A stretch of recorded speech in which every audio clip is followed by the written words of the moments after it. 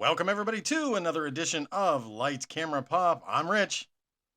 I'm Mike. How's everybody doing? How is everybody out there in the land of podcasts?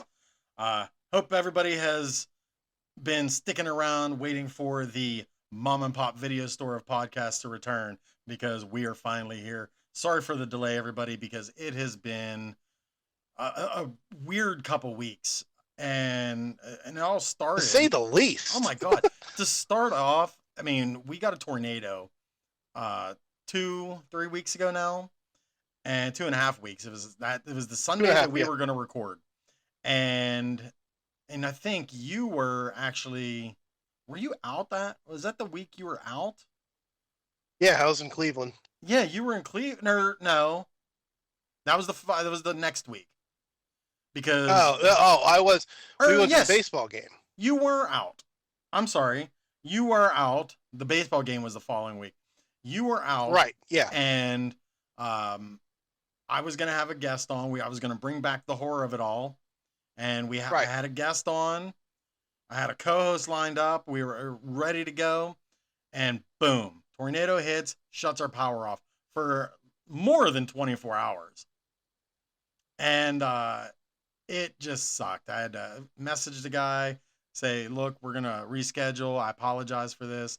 Then the Tuesday, I was actually going to be on another podcast doing a retrospective on the X-Men movie from the year 2000, which let that sink in. That would have been a fun one. Yeah, 26 years ago that movie was out. Craziness. But yeah, That's so so nuts. shout out to my guys at Monorail Tales. Go check them out for the marvelous side of Disney. But so then, needless to say, the second week, um, I had a guest lined up. Brian was going to fill in, and he had to cancel due to an illness in his family. So it was just like one thing after another. Then we were going to record and do our little bonus episodes here and there, like to do a full on show Wednesday and Thursday. Just things just kept getting in the way. So here we are, brand new episode. Finally. Finally. And honestly, Finally. I'm not even going to attempt to tell you what episode it is because I don't know. Uh, I don't so, even remember. I don't either. I know it's in I the don't remember. 50s. I know we're north of a year now, so I know that we've hit that milestone. And I want to apologize for everybody that we do try to make it a priority to get at least one show out to you a week, but things, it was an act of God was the reason why we weren't able to get recorded, Literally. like Rich said. Literally. Literally. Literally. And then it's like everything just kind of like, just rained hell upon us. And then what sucks is this Sunday coming up, I got to go to Akron for a show. Well, it sucks for you. So, But for me, yeah. we're going to have another episode of The Horror of It All next week. So be on the lookout for that. And then we'll give you another Lights, Camera, Pop next couple days after that. So you're not going to get rid of us anytime soon. No, we're like herpes. We just pop up. Ouch. But yeah, I mean, in that time frame that when the shit literally hit the fan for all of us here, a lot of cool stuff happened though. I mean, like I did the Cleveland comic book show. I got to go to the Superman house. I went to the Three Rivers Arts Festival. I went to see the Pirates lose. I mean, like, hey, listen, you can say the Pirates lost, but I will say I just saw their stats on WTAE the other day. They're killing it. They're doing great. Number 4. The only reason why they lost is because I was there. Oh, okay. I am the proverbial dark cloud over the stadium. But let's talk about that stadium for a moment. I don't give a shit what anybody says. Man, PNC Park is a chef's kiss of a stadium. It's beautiful. It is so beyond gorgeous. I love that place. I love going there. I love just watching the game. I like sitting up there and just seeing down. It's just such a gorgeous, gorgeous place. Yeah, I really do love it. I'm gonna get to see the outside of the I can't remember if it's the Met. I could be wrong on it, but it's the Baltimore Ravens Stadium. I'm gonna get Oh, to okay. check that out a little bit from the outside because in the next couple weeks, which we'll talk about that too off air because we'll have to figure out a show for that week. But No big deal. yeah, we'll figure that out. The Yeah. my girls are going, and their significant others are going to the BTS concert in You're gonna Baltimore. say BTK? I was gonna say BTK. I was like, wait, that's I always say that every. different It's just kind this, of different kind of group. Uh, but no, they're gonna go see BTS at the Baltimore Ravens Stadium. So I'll get to kind of take a look at that. Stadiums are awesome to look at, man. Like, well, and it's speaking of amazing. stadiums, have you seen what's going on now with the World Cup soccer? No, no, not at all. Okay, all right. I'm not the biggest soccer fan. Well, actually, I'm not a soccer fan at all. I did play it for a little bit, but like, I'm just not. I did it for exercise. I'm too. But okay, that's not here Maybe nor I there. should have. But but the World Cup is being done here in the States, and it's hysterical seeing people from other countries come here now.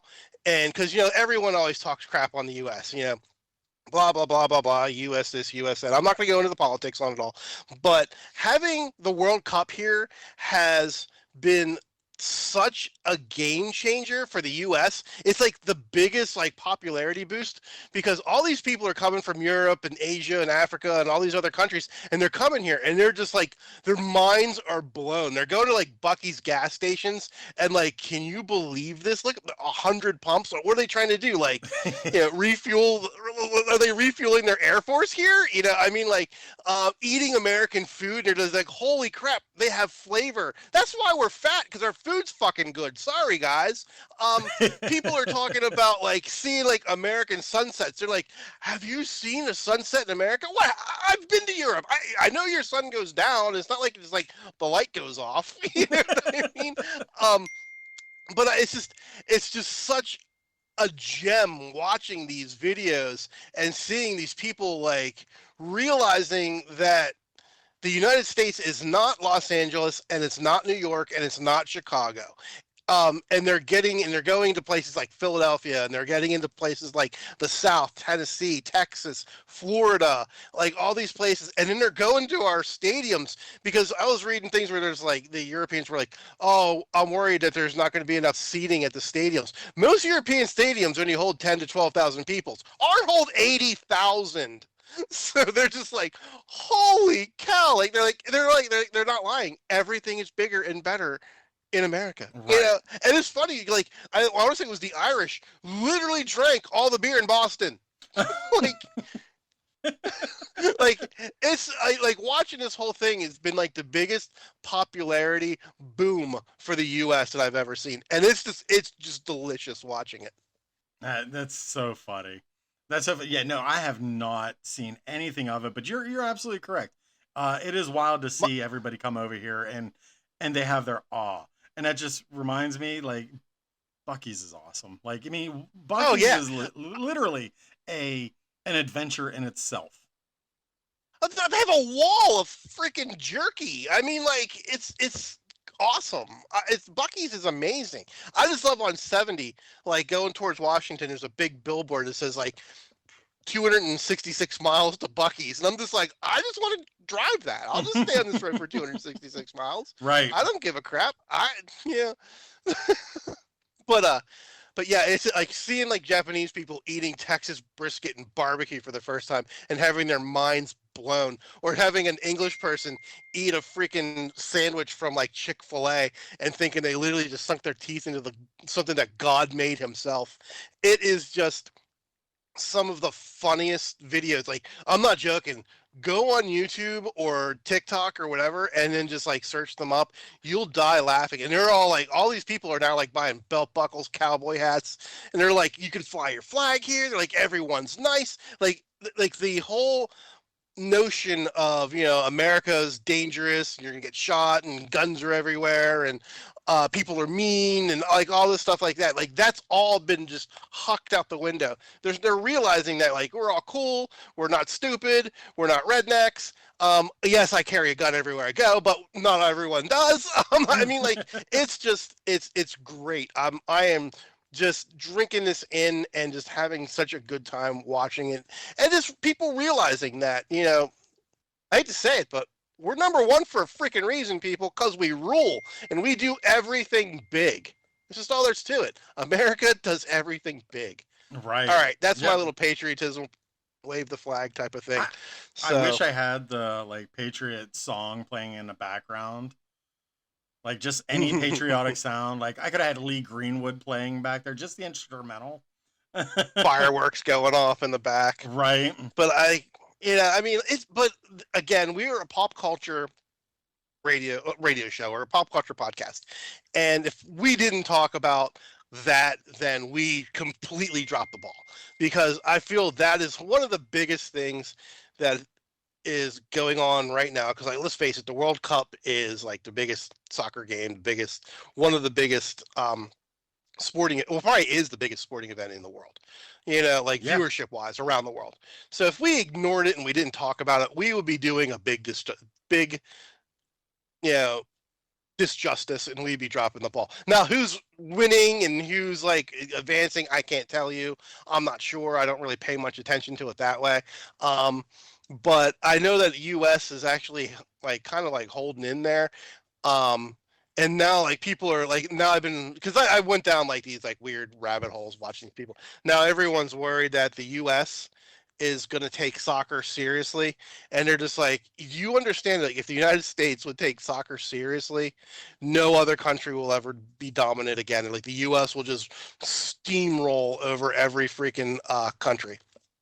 And they're probably right. Like they really are. I mean, it's like once like we kind of like get behind something, we will just shovel money into it. And once kids wake up and say, "I want to be a World Cup soccer tournament champion," like all across the U.S., Yeah. and that monster wakes up, you're going to see money being shoveled into like soccer stadiums. You're going to be seeing money shoved into sports development, this, that, the other, which we already have major sports development programs here in the U.S. It's just not geared towards soccer. But if that gear would change and they would add that cog to it, you would really see some major ass kicking in soccer, in the world of soccer, if the U.S. really woke up and decided to be some sort of a juggernaut in it. Within Oh, for I sure. would say within 5 years, probably within 10 years, no country would be able to hold a candle to the U.S. soccer team. I mean, there's already evidence of that of the women's soccer team. Mhm. Like the women's U.S. soccer team is dominant. They're just juggernauts.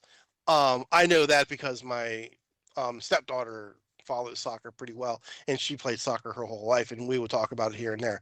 And the American women's team is just crazy because there's a lot. Let's face it, that's like one of the biggest girls sports in the United States besides basketball. You have basketball, soccer, and softball for females. Mhm. And um, so if the men's would dump money into it like that, like we do with baseball, basketball, and football, holy cow, it'd be unstoppable. Yes. And I speak like I know what the fuck I'm talking about. But I'm not the biggest sports person at all. But I pay attention and I'm a thinker. So like that's just my 2 cents. I could be way off, but that's just my 2 cents. No, I think All I right, agree with you. I can definitely agree with you on that. So aside from that, yeah, I haven't really been doing aside from just like working and coming home. That's virtually all I've been doing.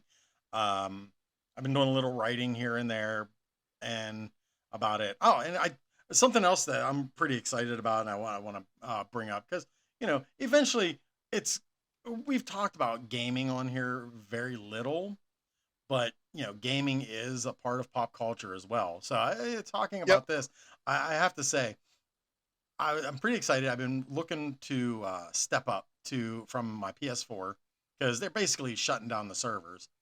and wanted to get something new. And I'm like, you know, there's all these new things coming out. Hellraiser's coming. They got a Hellraiser game coming out. They got a Halloween game coming out. GTA 6 is coming out. Like all these really new Modern Warfare, Call of Duty's coming out. I'm like, and I can't play them. And I like to play games and whenever I have an opportunity. And so I was talking about this at work. And well, here they released last week, I think it was the 10th. They did a live stream on Shutter. They did a 10th anniversary of Dead by Daylight. And this game is phenomenal. One of my favorite survival games. And all it is, there's no plot really to the game other than there's this character called the Entity that brings all these killers and creatures to life to bring him or her survivors, you know? So all it is you're trying to survive, whether it's like the Doctor, the Huntress, Legion, but then they started bringing in all these other characters. Like you have the Stranger Things cast, you have Resident Evil people, you have Jason, which they took him away for a while. They're bringing him back. Michael Myers, Ghostface, I almost said Scream, Ghostface, yeah, all these characters, Chucky. And so 10 years of this, and it's been one of my favorite games. So I'm like, this they during his live stream they announced that they're bringing Art the Clown involved into it now. They're bringing Ice Nine Kills into it. They have Ice Nine Kills has a brand new song coming out this coming Friday called Play Dead, and it is from Dead by Daylight. And also they did Scooby Doo to bring into the game. So I'm like, I got to get a new game console. So was talking about this at work, and my buddy was like, "Well, I have an Xbox Series X. I have two of them now. If you don't know next gen consoles, a Series X is like the Mac Daddy of the new next gen Xboxes. It's 4K. It's got the disc drive, process, but I mean, it's the top dog. So, and this is like a $500, $600 game console right now. And he's like, I have two. He said, but I play one. And the reason why I have two is because at one time, a year ago, my Xbox threw a code saying that it is at risk at overheating. He said, but it never shut down. He said it just said it's at risk at overheating and could shut down, but it never did. He said, if you can fix it, you can have it. I said, you sure? There's nothing you don't want it? What do you want for it? He's like, dude, it's a paperweight to me. I already went out and bought a new one. It's a paperweight to me. It's in my basement. If you want it, if you think you can fix it or have somebody fix it, have at it. It's yours. It's like, okay. So I have a Series X right now. I have not plugged it in yet. In 2 more weeks, my soon-to-be son-in-law is coming in from Scotland, and that's what he does. He builds and rebuilds PCs and game consoles and cleans them and stuff like that. So I'm going to order a new cooling fan and some thermal paste and give it a deep cleaning and add those couple little elements to it. And hopefully that solves the problem. And then I'll get basically a $600 game console for $30. Nice. Yeah. So, and I have sitting on my desk because I proactively was like, well, maybe not proactive, prematurely. I prematurely ordered Killer Clowns from Outer Space. And so I can't wait to play that. It came out last year. So excited. I saw it for like $13, $12.79 on Amazon. I was like, I'm picking that up real quick. Heck yeah. So, and I didn't open it yet because I figure, what good's it going to do me if it's opened? And then if for whatever reason the Xbox still continues to throw those codes and stuff and it doesn't work, then I'll just send it back and get my money back for it. But so I mean, you can't beat that with a stick though. No, you know what I mean? Like hell that's no. awesome. I'm so excited for it because like I really have. I've been wanting a new game console for a while, and it's just my time to do it. So And if you can get it for that cheap, I mean, like, you'd be stupid not to. Oh, Yeah. for sure, 100%. Um, but moving on to the show, just to follow in suit because we're just we're rolling around right now. So, um, a couple things that actually a couple things I like. This is pretty much like I think our main stuff that we're just kind of talking about. Did you see anything about the Minions versus Monsters movie? No. Okay, so there's a new Minions movie coming out called Minions versus Monsters. And the name says it all, Minions versus Monsters. But there's like this huge controversy right now going on that there is a scene, and most likely it's probably part of the main plot, but it's probably just a throwaway scene.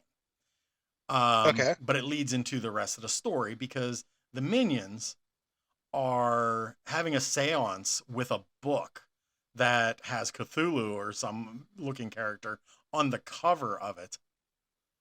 And they unleash a character named the Deceiver.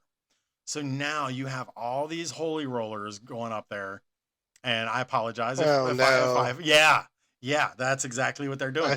They are going I and smell where trying this to is going. boycott this movie, saying that this movie should not be for kids. They're summoning the devil, who in this movie is just called the Deceiver, and it's blah. I'm just like, seriously? Like, it is really not that deep. In my opinion, it's not that deep. My opinion is just my opinion, but it's not that deep.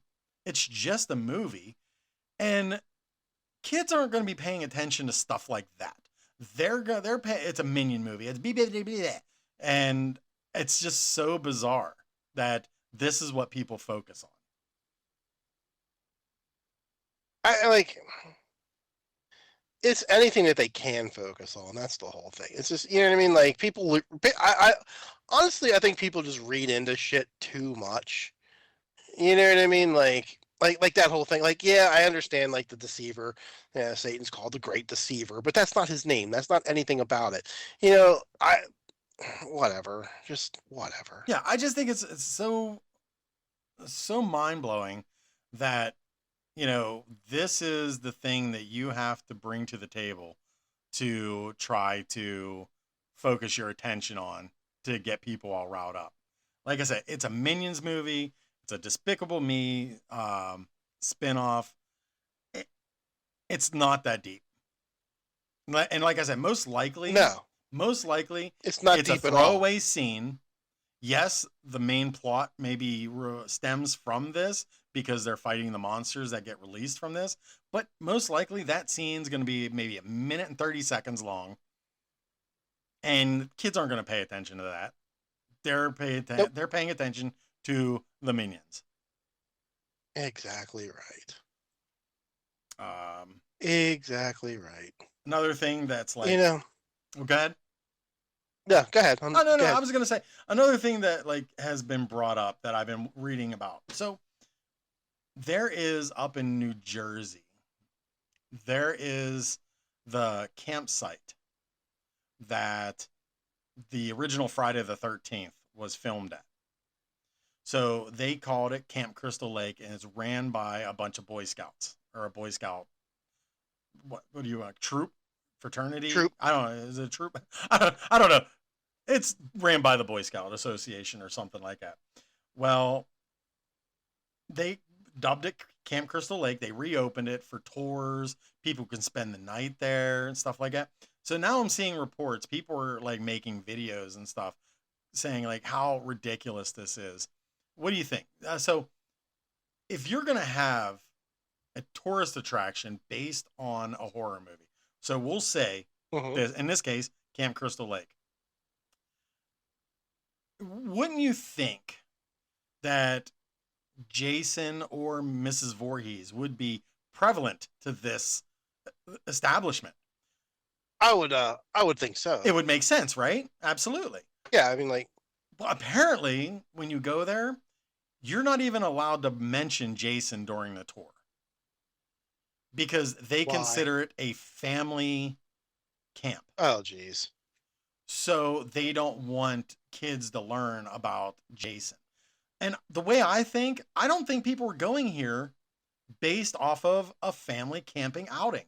They're going here No, to they're get the not. experience of going to a film set that was used in one of their favorite movies growing up.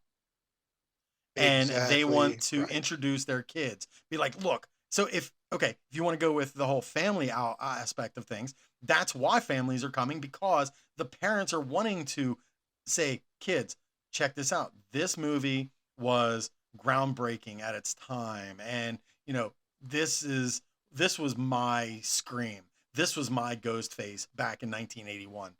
And I don't get why they don't embrace that, because I almost feel that if they were to do Camp Crystal Lake and they would do more Jason or just more Voorhees lore there, then I think it would do much better. Not saying it's doing bad at all, but because I mean, I don't know, I haven't been there, but I'm going by with the reports that I saw. I just think it's absolutely asinine that they're not involving any kind of the Voorhees lore.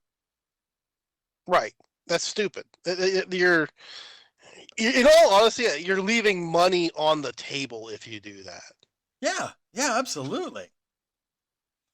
Um, And so just embrace. You don't have to go and make it all like gory or anything like that, but you should, not gloss over it and not hide the fact. right, you opened it by calling it Camp Crystal Lake, using the same um, signage and everything. Yeah, you're Based, already partially there. yeah. So just go the full nine and Yeah. make it actual. And like, and of course, Brian and I, we were talking about this, and it's funny because what if like the plot twist, like, and it really sounds like it could be a movie in itself, like the plot line for a movie. But what if there was some Jason Voorhees enthusiast or some Friday the 13th fanatic was so livid over the fact that they're doing this that he went there dressed as Jason and just started picking people off one by one. Oh, that would be hysterical. Like, in not in a, I mean, not in like a good way, hysterical, but it would just be like not haha funny, but just ironic, haha. Like deliciously. Well, I mean, it'll be like deliciously funny. Yes, yes. Like, you know what I mean? Like, yeah. Like it really sounds like that could literally be the plot line to a new Friday the 13th, which is funny too. Like I started like, have you ever been a fan of the Friday the 13th films? Yeah. Yeah, the originals, like when they started getting crazy, I kind of fell off. Okay, so But I have never yeah, been I a like Friday the 13th fan. I I actually enjoyed 7, which was the New Blood. Actually, 6 was good, and that was the one where they killed Horshack at the beginning. I liked yeah. 6. 7 was okay. I liked 8, which is so bizarre. Everybody hates Jason Takes Manhattan. I liked it. At that time, I recognized that productionally it was good. It was a good film. Like I just I think that what it was is everyone was so tired of seeing Jason in a camp setting that they're like, "Oh, let's get him out of the camp." Then when they got him out of the camp, they're like, "No, we hate this. Take him back to the camp." It's just like you can't make anybody freaking happy.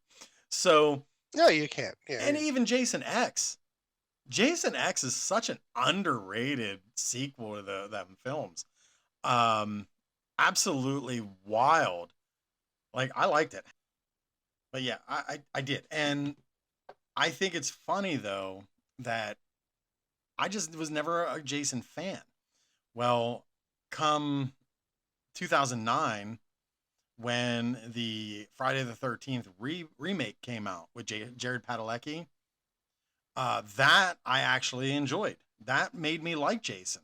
So I kind of like went back and was doing some rewatch. I'm like, these aren't terrible. Um, which is weird because you would think that when you watch older movies like that now, it's like, oh, this is awful. But you kind of have a better appreciation for it, I think, being a fan. Um, So that being said, though, like I started doing some research, and I was like, you know, Friday the 13th is such a dumb title because essentially they never tell you if any of the movies are actually taking place on Friday the 13th.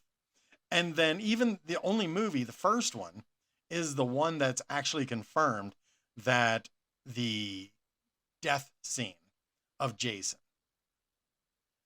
like when he drowns, that was the day that he drowned, was Friday the 13th. So I guess that's why they title. And I'm just like, I really think at this point, they, same with Scream.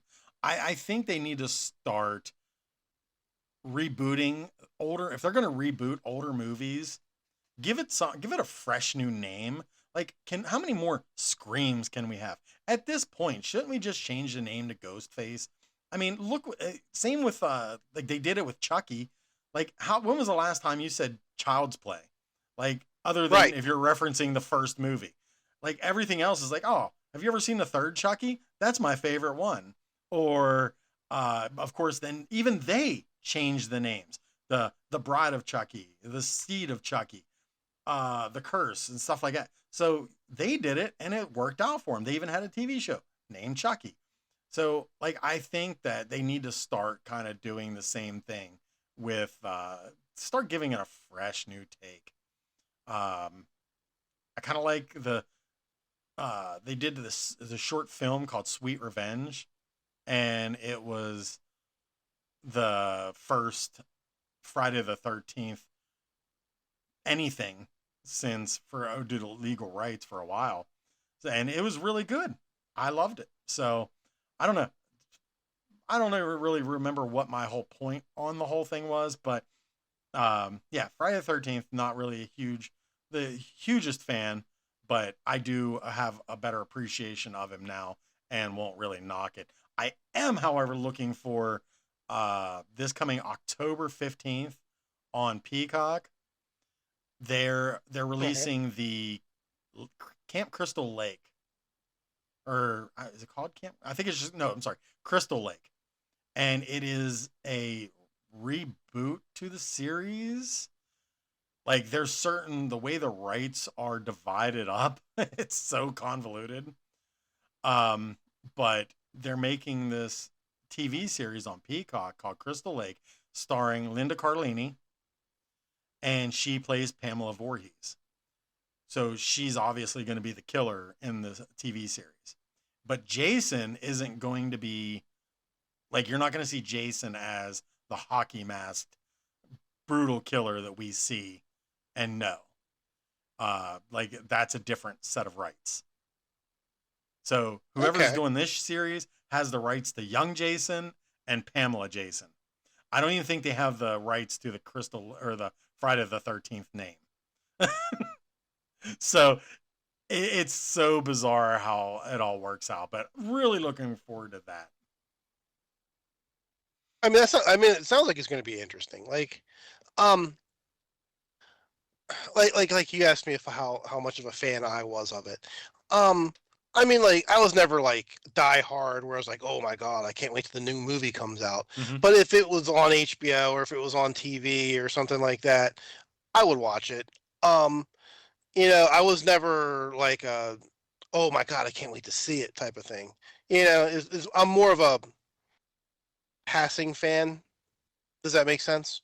Yes, yes, I get Yeah. that. Like you don't. I'm that way with a lot of horror movies. Like I'm more of a passive fan than I am like I'm not like one of those people that's like a die-hard horror fan. And Right. you are 10 times the horror fan that I ever would even dream of being. Unless it comes to like comics, then I'm a big horror comic. I'm weird. I like my horror like on pages Mm-hmm. than I do on the big screen. Like I read a lot more horror stuff. Different things like that. H.P. Lovecraft, Edgar Allan Poe, like King, like all that sort of stuff, then I really do watch the movies. And I don't know why. This is how I guess this is how my brain's wired. It's just odd. I know. No, no, I get that. And I completely understand because I'm that way with a lot of things as well. Um, but I do like my horror. I really do. Uh, And one thing, and I'm not saying like I hate horror. Like I really do enjoy it when I watch it. You know what I mean? Now I don't. The one thing that I do not like, and I just can't get into, is like the torture porn stuff. Just it's never got into that for some reason. I like my horror to be more of the uh otherworldly, and yes, that's why I like Crystal Lake, like Friday the 13th and stuff like that, because yeah, it's a guy, but at the same time, like it's also supernatural. You know what I mean? That's how I like supernatural. I hate stuff like Saw. I don't like stuff like Hostel. Terrifier does nothing for me. Um, I will watch Terrifier for the practical effects more than the movie, so what's funny just to see about how they did it. I can agree with you about Terrifier, and I'm going to tell you right now, like if you put any other character in Terrifier, made the exact same movie, okay, and you had, I'm trying to think, if you just had like a paper bag wearing overall jumpsuit character, I would I'd probably bypass it. I'd skip it. Yep. And honestly, like for me, what does it for Terrifier is Art the Clown. Like if it, like I said, if it was any other kind of character in there, I would skip it. But the Like Art clown is a draws me in. disgusting, homicidal, maniac clown that eviscerates people. No other term can be used. Right. That eviscerates people, but at the same time, he's also the comic relief. He's this morbid butcher, but he also can kind of make you chuckle and laugh at the same time. Yeah, absolutely. And So, and that's the reason why Terrifier works, in my opinion. no, you That's why Terrifier works. I completely agree. I feel the same way. And I've always said too that I've always had like this affinity for clowns. So, Mm-hmm. I mean, that if you have a clown movie, it's going to draw me Right. in. So, but um on the ex the exit wound of horror right now, if you will, the final thing I'll talk about in the horror realm is something that's coming up, something that I always talk about. I think we've talked about these kind of things, like movies that nobody asked for, and why do we really need it? We need to get like some theme music for like different segments and stuff like that. I agree. Like, why? Who asked for this? So apparently Blumhouse released a teaser. Blumhouse and Lionsgate released a little teaser saying 9 something 2027. And apparently we're getting another Blair Witch Project. I saw that. I read that the other day. I didn't see any teaser. Now I know you sent me some. I know you sent me some. What's it called? Stu? Some promos for some other movies that are coming out, and I didn't get to watch them yet. So can we hold off on talking about them until maybe next time? The trailers that you sent me. Sure. I'll tell you I'll mention what it was, just so everybody will tune back in and maybe they can go check it out Yeah. until we talk about. But yeah, for the Blair Witch Project, like, do we really necessarily need? Like, No. honest to God, No, like, we don't. We don't need another Blair Witch Project. That's one thing that we do not need. We didn't need a first Blair Witch I was just gonna Project. say it's bad enough the first one exists, and it's terrible. Like, I'm sorry, I know it's some people's first horror movie, and I get a lot of it's nostalgia based and stuff like that for them. But it is just a boring movie. The only thing I will give an A+ to with that movie is the marketing behind it. The Oh my marketing God, was that marketing brilliant. is a The fact that they masterclass. sold it the way they did to make it feel, because it drew me in by making it feel like, oh, this was a real life thing, stuff like that. And it really gave us our first ever found footage film. And it was inventive. I'll give it that. And people bought it up. People thought that they like. I remember this, like almost like a Mandela effect before the term Mandela effect came out. Like I remember reading about this. Yeah, no, you didn't because it never happened. Right. But I could see why, because we live in a world of like mythos, and we live in a world of like storytelling. So yeah, you probably do remember someone telling you a campfire story of something along those lines. Yeah. Yeah. And it was the most boring movie. Like, oh, I heard a noise. Let me investigate. And you walk over. Nothing. Like, it was so, and then the ending, everyone was like, oh, it's the most scariest ending of all. Like, he's standing in a corner. Stop it. Yeah. Like, I'll stand in a corner if you want scared. Yeah, really. I would rather watch another Fast and the Furious sitting in front of Pee Wee Herman in a movie theater than go see a Blair Witch Project. Agreed. I'd rather let Casey Anthony watch my children while I go see the movie. Oh, that is amazing. Yeah, I have no desire, and like, if you want to see it, have at it. I'm just stating my opinion because I have a podcast and you don't. That, like I said, like I respect the movie for for what it was, because it did draw people in. It threw asses in the seats, man. Yep. Because the word of mouth behind it was shot like crap. It proved that you could make a movie on like 99 cents. It made people sick because of the shakiness. Yep. Like people were getting motion sickness because of the shakiness of it. But it's still, people are like, I still love that bloody movie. It's like, do you really love it, or do you just remember the hype behind it and you got sucked into it? And now that when you go and rewatch it some 25 years later, you're just like, why did I like this? Right. And then they released the second one, Book of Shadows, which is even just as disastrous. And then I think I don't know if it was a remake. I don't know if it was a continuation from Book of Shadows, but then they redid it again with just the Blair Witch. So I have no idea. This is just a movie that should not have got greenlit to make another one. And the people who made it, the people who pitched it and everything like that, I mean, like, you kind of got to give them respect, because I mean, like, they made bank off of that. Oh, I mean, 100%. Like, well, they're coming back. Made bank off. All the cast from the first movie, I believe, are coming back as producers in this one. But there is actually a podcast out there that I listen to,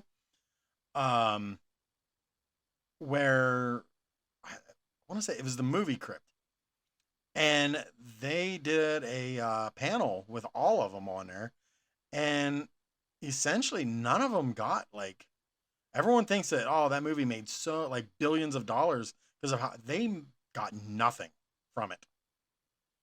Like, they legit got screwed out of everything from that movie. And it's sad. It was very sad. Like, I listened to that episode just to hear what they went through. And doesn't make me like the movie anymore, but it does make me hate it a little less. But yeah, it's sad that they didn't make any bang from it, really. But yeah, it's a movie we do not need another of. And just kind of like, like we mentioned a couple episodes ago about the 12 different Fast and the Furious TV shows. However, right. I will watch those before I watch another Blair Witch Project movie. More than most likely, they probably lost their ass on it when it came to all their other stuff, for the sheer fact that they made a bad deal, not knowing how to actually make a deal. They just wanted to get the movie made. Awesome. They weren't right. And I don't think a lot of people were expecting the movie to do what it did. Nobody was. They were just happy to get it out there and to have someone back them. and they got screwed over in the whole thing. You Yeah, know? yeah. Nobody predicted how big it was going to be. There's no No, possible way to predict it because, especially because the way I see it, you were taking a huge risk. The fact that you're making this a black and white found footage movie. Like, right, so right. nobody would have really predicted that this was going to happen the way it did. And you're right, they probably made a bad business deal on it. You look at a lot of celebrities like Dawson, James Vanderbeek, Yeah, R.I.P. Like he even had gone on to say, like, you know, like with Dawson's Creek or Varsity Blues, like he was young, and he just wanted to be an actor, yeah, and he signed some deals away, and that's why you don't have any money now for it. So yep. it's just it's really sad. But from horror to Es- comic, Especially on those like WB shows, like no one thought that those WB shows were going to be any sort of a hit. right? You know, WB was like the WB and all the other spin-offs that channel turned into. Um, that was all fly by night. You know what I mean? Like just Hmm. kind of thrown together. See what sticks to the walls, and hopefully we make a little bit of money. Like the only ones that really made any sort of money were what at the time, uh, Buffy, Buffy the Vampire Slayer. Which I'm glad you brought that up. Go ahead, but keep going. Okay, yeah, Buffy did well. What's that other one with the witches? Kurt or Charmed. Charmed. Yeah. Oh Charmed yeah, did Charmed. well, and those women made a lot of money off of it. Oh yeah. Um, and Angel, And I think Angel was but that kind of subpar because Angel was just a spin-off of Buffy. And I think it just right, rode the coattails of Buffy. it did. It did, yeah, 100% it did. But it lasted a long Yes, time, it did. and it did well, and people loved it. You know, and because you also had stuff like there was a lot of good shows, like the one Popular that I love. You know, like that, but that only lasted 2 seasons, and that should have been a lot longer show. That show was really damn good. Um, the WB and again all those other weirdo spin-offs at the time had this weird thing where they would make like 2 seasons and that would be about it. You Yeah. know, and it was a shame because there's a lot of good shows that Freaks and you Geeks. know that died. You know what's funny? You said Popular, and I just mentioned Freaks and Geeks. I learned the Hmm. other day there was a Family Feud episode that it was the cast of Freaks and Geeks and the cast of Popular. No shit, I Yeah, never I'm knew gonna I'm that. gonna have to track that episode down and watch it because I would like to see that. Yeah, Um, I want to see that myself. I was gonna go into a couple comic stuff that's gonna be coming out, but Okay. before I do, you mentioned Buffy, and I'm glad that you did because I would be remiss, and I completely forgot to mention about this. It is sad to hear that we had lost Yeah. Anthony Stewart Head, Giles. Oh, and he is an amazing actor. Yep. Um, Big bucket of win to him. And he is an amazing singer. He can his vocals are great. I loved him in Repo, the Genetic Opera. He was a great father figure, mentor, friend to everybody in Buffy, and he was the great uh, protagonist in Ted Lasso. Yeah. And I will say that because even though I never watched Ted Lasso, but I can tell just by the scene because I'm sure everybody's seen it, the dart scene with Jason Sudeikis, Ted Lasso, and Anthony Stewart Head, Rupert, and they were playing darts in just a friendly game, but they made some wages, and it was a great scene between the two of them. And yeah, so R.I.P. to Anthony Stewart Head. And one more passing that we have to talk about real quick. Clive Davis died. Yeah, just the other day, Clive, Yep. man, I say He was Clive like 94. hey, he won at life at 70. Like Oh man. honestly, like hell, he won at life a long time ago before that. I mean, he is managed as the greats. The, He is a hit maker. yeah. Oh, he is. Like some of the He's a hit stuff, maker. some of the stuff that he had put out. Like what all do you remember about Clive Davis?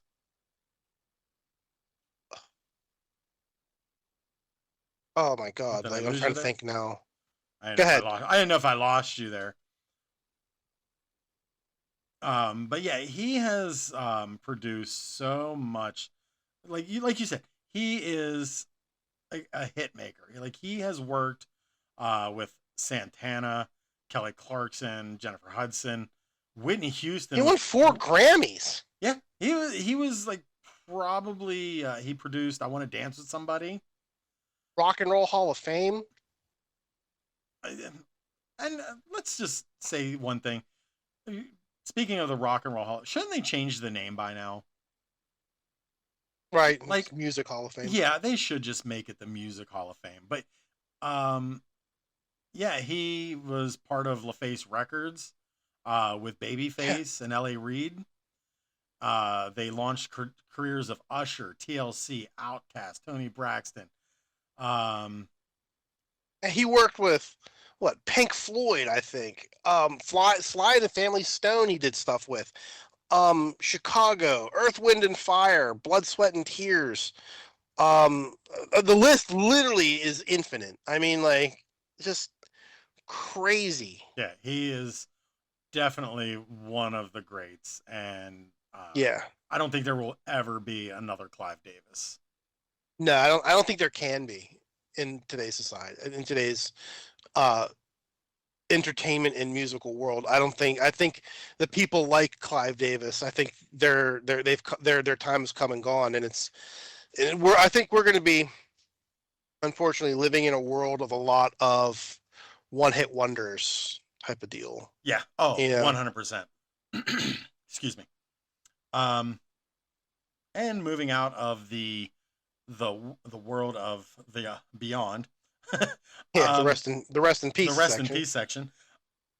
So they released, and we'll talk more about this later on another week because this is going to be a huge like we really need to do like a big retrospect. I need to get like the trade paperback of it, read it, and then do like a huge retrospect of this story arc because I think this was like probably one of DC's biggest story arcs is Batman Nightfall, and they released the trailer for the animated movie, which they're doing in 3 parts, which you have to do in 3 parts. Is Batman Nightfall, and the trailer looks amazing. I'll leave it at that. The animation looks good, and they look like they did it right. But I do wonder how they're going to do this 3 part arc. Are they going to split up Nightfall in 3 sections, or are they going to do Nightfall, Night's End, and Night's Quest? I don't I question what they're gonna do with that because really Nightfall was like a year-long story arc. I don't see how they're gonna fit that into a a single animated movie. Yeah, really. Um, but then also they released, which I mentioned on we talked about this on the show before. The dynamic duo animated movie coming out with Nightwing and the Nightwing. Red Yeah. Hood. Okay, so then it came out that it wasn't going to be Nightwing and Red Hood, but it was going to be Robin and Robin. They were both Robin and an adventure together. And I'm like, okay, so you're starting to push me away a little. I'm kind of interested, but you're pushing me away. Well, just the other day they released the actual synopsis for it, and I think I'm out completely now because it's almost like they completely changed the lore of it, and I don't know if this is supposed to be like an Elseworlds kind of thing. But the film follows Jason Todd and Dick Grayson. They are set as two street kids who call themselves the dynamic duo. As they grow older, their paths begin to split apart while Dick Grayson joins Batman and Jason falls in with the Red Hood gang. Okay. So like it completely it genuinely took away from the actual lore that it was going to be. So I think I'm checking out at this point. Unless we get like some moments, like maybe if it's told all in flashbacks, okay? If it's told in flashbacks that we see, but we have an interaction between the Red Hood and Nightwing, it could be the saving grace. But honestly, like I do not think this. It's already pissing off a lot of people, Right. a lot of fans. What was your big story arc? What was your favorite story arc that a lot of people that between Marvel, DC, what was like the big story arc that you really enjoyed? Um, I love the Death in the Family for Batman. Um, back in 89, about 89, 90, that Mm-hmm. was like, I think that was one of the best things that they've ever done. Death in the Family. And then the Death of the Family, which they did a couple of months ago, like the beginning of the year, it was another fantastic one. Um, Sharkbait in Batman is another really good one. The Torment series for Spider-Man, You almost said I shark just bait. I went, absolutely hoo love ha ha. that. Huh? You said shark bait. I almost went, hoo ha ha. It's like, I don't know, a little Finding Nemo reference. But um, Arkham Asylum graphic novel, I think, is probably the greatest graphic novel ever written, and that goes up against a lot of the Batman stuff. I just think I just absolutely adore that book. If you've never read it, go get it. It's crazy good. Um, it questions Batman's sanity, which I love. well, there's always that Um, theory that um, Batman, like every story that we've been told, there's this theory that Batman is actually, or maybe this is the Arkham Asylum, but maybe I'm thinking that it's just one of the storylines though. But where every adventure, like he's really not Batman, like he's actually just in Arkham, but he sees himself as Batman. as Batman. No, that's not the Arkham Asylum. That's not that book, but I know what you're talking about. That's a fan theory. Okay, so Um, that's what I thought. then There like is a fan theory. I'm trying to think like Garth Ennis's run for Punisher, I think is just I really want to check that chef's out. kiss. Um, then the Boys comic. I mean, I know everyone's like really into the Boys TV show. The Boys and Preacher comic books, like that whole series is just the tits. Like both of them are great because Ennis wrote them. The Watchmen, the original Watchmen, not like the Return of the Watchmen or any of the other stuff. But Alan Moore's Watchmen is just fantastic. Alan Moore's run for uh, what's it called? Swamp Thing. Oh my God, that is just crazy good. Anything Alan Moore touches is just good. Yeah, V for Vendetta, like all that sort of stuff. Sin City. Um, yes, that's Sin City was what's his name? Frank Miller, Oh and he's shit, my another bad. person. My bad. Holy shit! Anything Frank Miller, just anything Frank Miller, and like, is everyone? Because how I said earlier that Arkham Asylum I feel is the best graphic novel. Well, Frank Miller did the whole Batman Returns series, Yeah. and then that turned into a graphic novel as well. Um, and everyone says that is probably like, if you read a lot of like the insiders, they usually say like that is the pinnacle of the Batman graphic novels. And I would say yes, but for some reason Arkham Asylum just resonates more with me. Mm-hmm. Um, I would say Batman Returns, Dark Knight Returns, the Dark Knight series would be, on a scale of 1 to 10, it's a 9.9. Wow. And Arkham Asylum is the actual 10 to me. Um, I know I'm going to take a lot of crap in the comic book world for saying that, but that's just my opinion. I love the writing behind it. I love it's actually instead of being drawn, it's actually an acrylic painting. Each panel is painted instead of drawn, Mm-hmm. so the art is just crazy in it. Um, Batman questions his own sanity.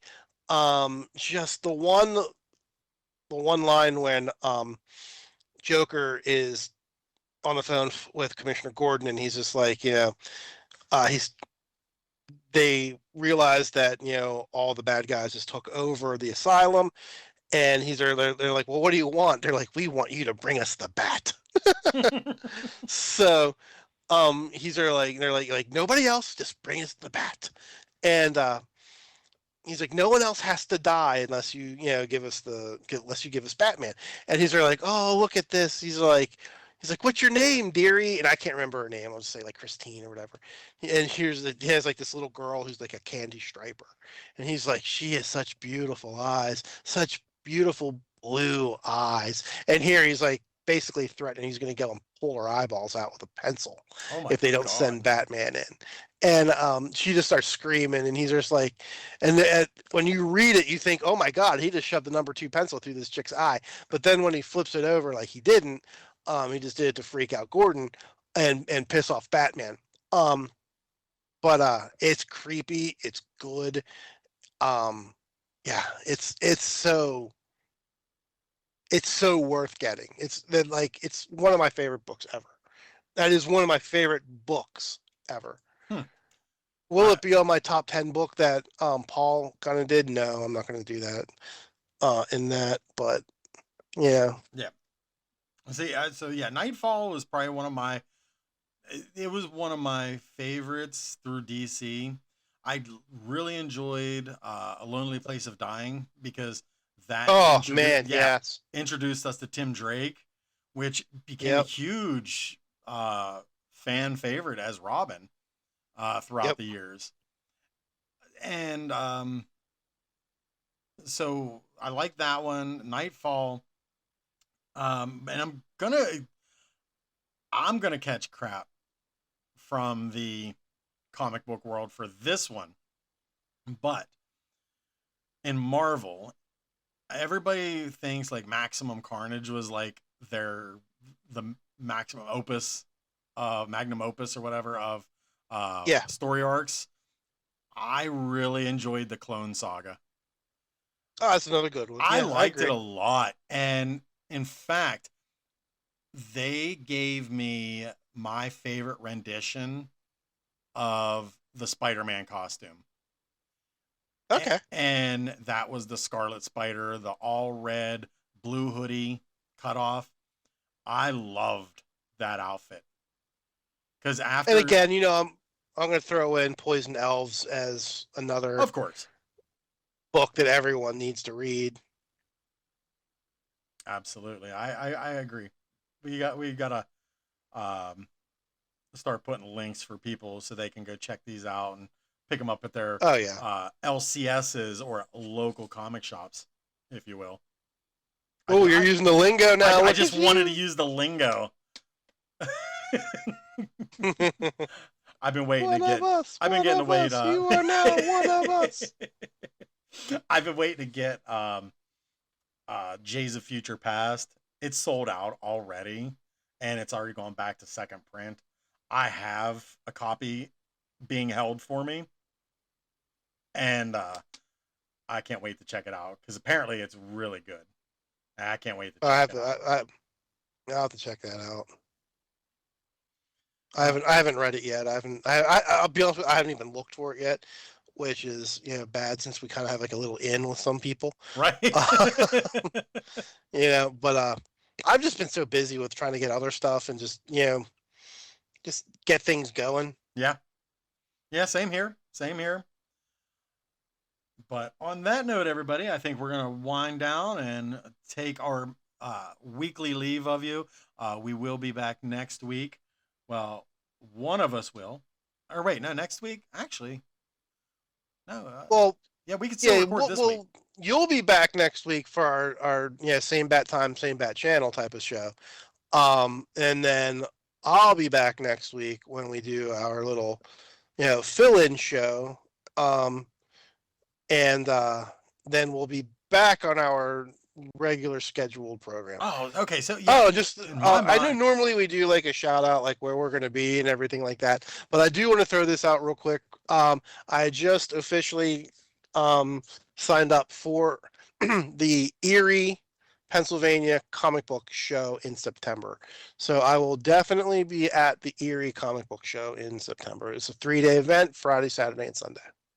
That's awesome. And you'll be in Akron next I'll be in Sunday. Akron this Sunday coming up. I see. I'm getting my dates mixed up. I'm like, oh, we'll be recording this Sunday. I'm like, no, I will, but you won't. Yeah. Yeah, because this week I'll be doing the horror of it all. Yes. So on that note, Weird Al. Yeah, the 28th, I will be in Akron. Weird Al for Super Bowl 2027. Mike, where everybody can connect with you at? You can connect with me on the interwebs through my Tickety Talks at nomad_comics. You can find me on Instagram at nomad_comics_collectibles and Punk Rock Mike. And then, like I said, I guess I'll just do my little shout outs real fast. The 28th this month, I will be at the Akron Comic Show. July 11th, I will be at the KRG Toy Show here in Pittsburgh. And then I will be on the 25th of July, I will be at the Pittsburgh Record Convention. And then on August 2nd through the 8th, don't fucking bother me, anybody. I will be at the beach. When is that? August. August. When in August? That is August 2 through 8. Oh, see, so that's actually perfect because I'm leaving on the 6th to go to Baltimore. Oh, good. So what we could do is, all right, guys, you're gonna hear a little bit of like inside baseball for us here. What we can do is one day before that, we can do one of these shows. We'll do like a little. We could record 2 quickies, like 2 half-hour shows, so we can just throw them in whenever we're on the 2nd and the 8th, whenever we're going. So we can have, just like a little half-hour shows for you guys, so you can, listen to us and make fun of us. Make fun of us. But we'll have things worked. We'll have things worked out by then. Like these guys are still at it a year later, and they're still podcasting about their little funny books. And movies. I know, right? Like movies and noise that they listen to, because it's not music. Music has sounds and beats. Like the stuff Mike listens to sounds like a freaking nightmare recorded. But all right, sorry about that. That's so funny. All right, guys, everybody, have a good week. Oh, and you can find me at Lights Camera Pop or Pop Pod Richie. And you can email us, which I would love. We've, a year into this, and we've never had an email. And I'm not embarrassed to say. Leave it like give us some like thumbs up and likes on different on whatever platform that you like, that you listen to, and if you want, like, write a little review or give me your pot roast recipe or whatever you want to do. Just like those little things help us, kind of moves us around in the algorithm, and we're just trying to we're not trying to make any money off of this, but we just want to get our voices out there. And wow, that cloud right in front of me looks like a fish. All right, sorry about that. Glub. Came out. Hey, it looks like a fish. We did hit 1,000 episodes, or 1,000 episodes. We hit 1,000 downloads. So, that's so awesome to get that email saying that, congratulations, you hit 1,000 episodes, or you know what I mean. Yes, thanks guys for listening to us. But you can email us at lightscamerapoppod@outlook.com. And thank you, everybody, for getting your geek on with us. We will be back next week with a new episode. Have a good one.